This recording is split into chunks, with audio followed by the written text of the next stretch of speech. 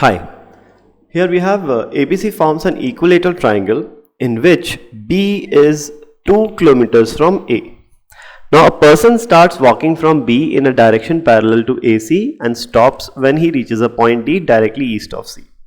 Now here you'll have to do a slight hit and trial to figure out the exact figure, or as in not just the exact figure, the orientation of ABC.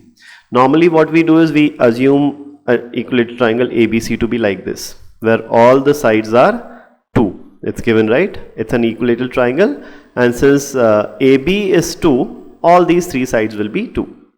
Now from B, we start walking in a direction parallel to AC and stop when he reaches point D directly east of C. Now if you start from B and start walking parallel to AC, either it will be in this direction or in this direction, and then stops at a point which is directly east of C. Now will he ever reach directly east of C if he goes along this line? No.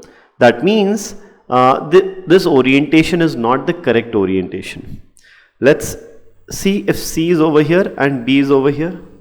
Now here again, if he starts walking parallel to AC, it will be along this line, and he will never be directly, east of C. Because B is already east of C. If he goes anywhere, it will not be directly east, or if he goes anywhere here, it will not be directly east. So even this is not the correct orientation. So maybe if we have an A over here and C over here, let's see what happens now. Now east of C is basically somewhere here.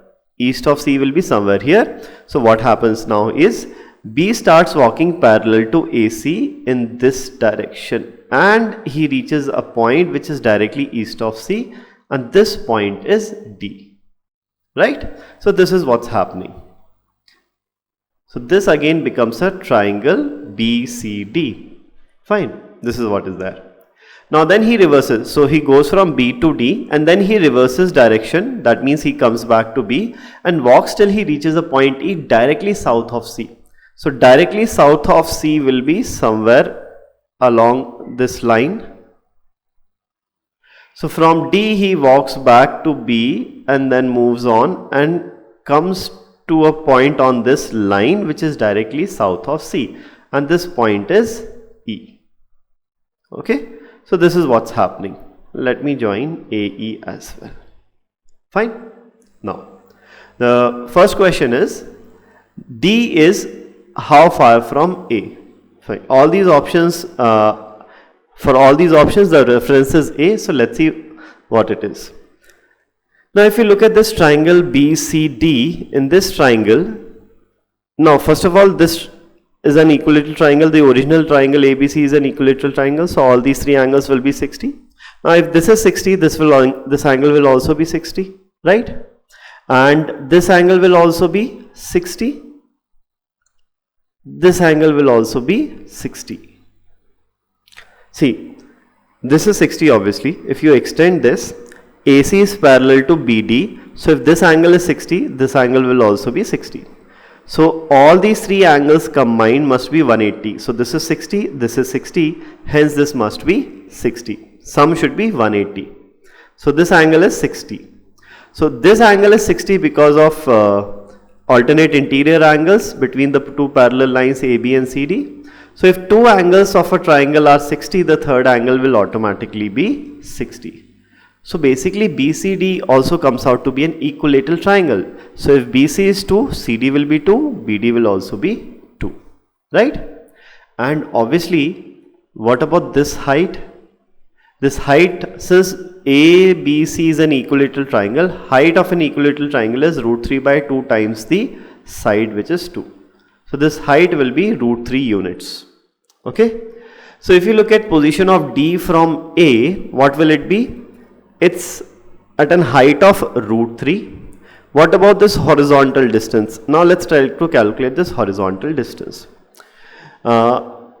If you draw a point perpendicular from here, see this whole length is, or rather this whole length is 2 units. What about this length here from A to the point where the perpendicular from C cuts the AB. Now we know perpendicular will bisect the opposite side because it's an equilateral triangle. So if this is 2, this will be 1. So the horizontal distance between A and D will be, this part is 1 unit and this part is 2 units. So the total horizontal distance is 3 units. So D, if you look at it, this is east direction. So D is 3 kilometers towards east and this is north direction. So root 3 kilometers to the north. So option B must be the right answer. D is 3 kilometers towards east and root 3 kilometers towards north of A. Okay? Fine.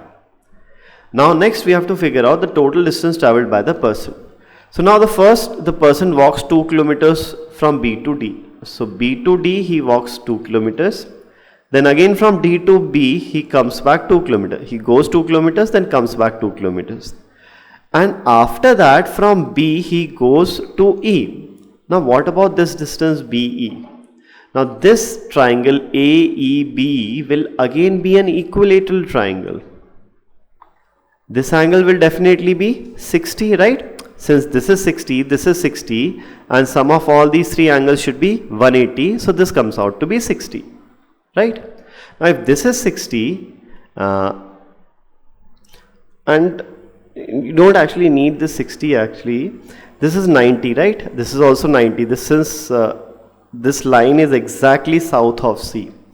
So these two sides are equal in both the, so let's consider this right triangle and this right triangle. In both these right triangles or in both these triangles, these two sides are equal, this angle is equal and this is the common side.